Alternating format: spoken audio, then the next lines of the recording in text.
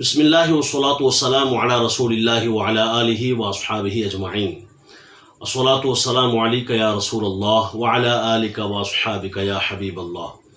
حضرات سامعین گرامی، قربانی کے حوالے سے چند مسائل آپ کی بارگاہ میں عرض کروں گا۔ اس سے پہلے اس کی فضیلت بھی سماعت فرما لیں۔ حضور علیہ الصلاۃ والسلام نے ارشاد فرمایا، ابن ماجہ کی روایت ہے کہ کل قیامت والے دن یہ جانور جو قربان کیے جاتے ہیں اللہ کی رضا کے لیے، یہ اپنے بالوں، سینگوں اور کھروں سمیت حاضر ہوں گے، اور ان کے خون کا قطرہ زمین پر گرنے سے پہلے اللہ تبارک و تعالیٰ انہیں مقام قبول تک پہنچا دیتا ہے۔ صحابہ نے عرض کی، یا رسول اللہ ما ہی الاضاحی، یہ قربانیاں کیا ہیں؟ تو حضور علیہ الصلاۃ والسلام نے ارشاد فرمایا، قال سنت ابیکم ابراہیم علیہ السلام، فرمایا یہ تمہارے باپ ابراہیم علیہ السلام کی سنت ہے۔ اس میں چند مسائل بھی آپ کی بارگاہ میں عرض کرتا ہوں۔ دیکھیں، قربانی ہر مسلمان بالغ مقیم صاحب نصاب کے لیے واجب ہے۔ جو بندہ صاحب نصاب ہو، یعنی 52.5 تولہ چاندی اس کے پاس ہو، یا اس کی رقم ہو 7.5 تولہ سونا ہو، یا حاجت اصلیہ کے علاوہ سامان ہو، یا مال تجارت 52.5 تولہ چاندی کی رقم کے برابر ہو، تو ایسے بندے پر قربانی واجب ہے۔ مختصراً عرض کر رہا ہوں۔ تو ایسا بندہ جب قربانی کرے گا تو اس کے لیے چند احتیاطیں بھی ہیں۔ دیکھیں، اب جانوروں کی عمریں کتنی ہونی چاہیے؟ بکرا یا بکری ہو تو 1 سال، اسی طرح گائے ہو، بھینس ہو تو 2 سال، اونٹ اونٹنی ہو تو 5 سال۔ اس سے کم پر قربانی نہیں ہوگی۔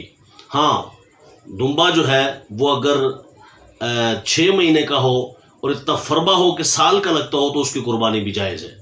اللہ تعالیٰ کی قدرت ہے کہ ان کی عمروں کے اعتبار سے، یعنی 1 سال کا بکرا بکری ہو جائے تو پھر یہ دوندے ہو جاتے ہیں، ان کے 2 دانت بھی نکل آتے ہیں۔ گائے بھینس یہ 2 سال ہو جاتے ہیں تو پھر ان کے 2 دانت نکل آتے ہیں۔ اونٹ اور اونٹنی یہ 5 سال کے ہوتے ہیں تو دوندے ہو جاتے ہیں۔ اب اسی طرح چند چیزیں اور بھی آپ نے مد نظر رکھنی ہیں۔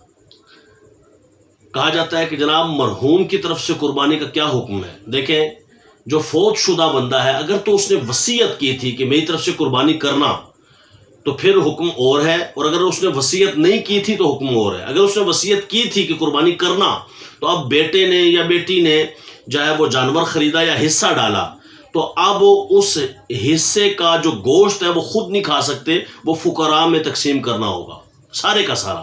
اور اگر اس نے وصیت نہیں کی تھی اور خود اپنی طرف سے ایصال ثواب کے لیے اپنے والدین کے لیے قربانی کر رہا ہے، تو پھر اس میں مفتہ بھی قول کے تحت وہ قربانی اس کی طرف سے تو نہیں ہوگی، قربانی اسی کی طرف سے ہوگی، یعنی بیٹے بیٹی کی طرف سے، یہ ماں باپ کی طرف سے نہیں ہو سکتی، لیکن ایصال ثواب ان کو البتہ کیا جا سکتا ہے۔ یعنی اگر اس پر خود واجب تھی اور والدین کی طرف سے کی تو اس کی طرف سے ادا ہو گئی، اور اس کے گوشت کا حکم یہ ہے کہ وہ خود بھی کھا سکتا ہے اور دیگر لوگوں کو بھی کھلا سکتا ہے، امیر غریب سب۔ اور جو مستحب طریقہ کار ہوتے ہیں کہ بھئی ایک حصے میں سے آپ نے 3 حصے کرنے، اپنے جو جانور ہے اس میں سے 3 حصے کرنے، ایک اپنے لیے، ایک اپنے رشتہ داروں کے لیے اور ایک غریبوں کے لیے تقسیم کر دینے، تو اس طرح بھی اس میں ہو سکتا ہے۔ سینگ جو ہے وہ اگر کٹ جائے تو مختلف لوگوں کی بولیاں ہوتی ہیں، یاد رکھیں، سینگ تھوڑا سا کٹے، آدھا کٹے، زیادہ کٹے، پورا کٹ جائے پھر بھی قربانی جائز ہے، جانور کی قربانی ہو جائے گی۔ ہاں، ایک صورت ہے کہ قربانی نہیں ہوگی، اور وہ ہے کہ اگر بالکل سینگ اکھڑ جائے اور اس میں زخم ہو قربانی کے جانور میں، اور سینگ اکھڑ جائے تو قربانی جائز نہیں۔ اگر سینگ اکھڑا ہوا ہے جڑ سے مگر زخم بھر گیا ہے دوائی سے یا علاج کرانے سے یا کیسے بھی، تو اب بھی قربانی جائز ہے، قربانی ہو جائے گی۔ اسی طرح گاڑیوں سے اتارتے ہوئے چڑھاتے ہوئے بعض اوقات جانوروں کو زخم لگ جاتے ہیں، اور اگر ایسا زخم مثال کے طور پر ٹانگ ٹوٹ گئی یا ٹانگ اس طرح سے زخمی ہو گئی کہ وہ پاؤں زمین پر رکھ کر جانور چل نہیں پاتا، اپنا وزن نہیں برداشت کر سکتا اس پاؤں پر، تو پھر قربانی جائز نہیں۔ اور اگر تھوڑا سا وزن بھی برداشت کر کے چل رہا ہے، تھوڑا تھوڑا رکھ کے بھی چل رہا ہے، لنگڑا کے بھی چل رہا ہے، مگر وزن رکھ رہا ہے اپنا، تو اس کی قربانی بھی جائز ہے۔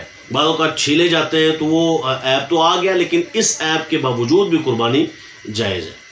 اندھا ہو تو اس کی قربانی جائز نہیں ہے۔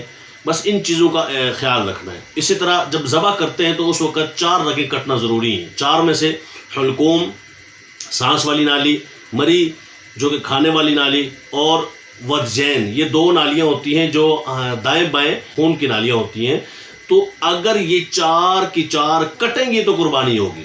ہاں اگر بندے نے اپنی طرف سے تو 4 کاٹی مگر کٹی 3 تو پھر بھی قربانی ہو جائے گی، اور اگر اس نے کاٹی ہیں اپنی طرف سے مگر آدھی سے زیادہ کٹ گئی ہیں، پوری نہیں کٹی، پھر بھی قربانی ہو جائے گی۔ اگر آدھی یا اس سے کم ہوئی تو پھر قربانی نہیں ہوگی۔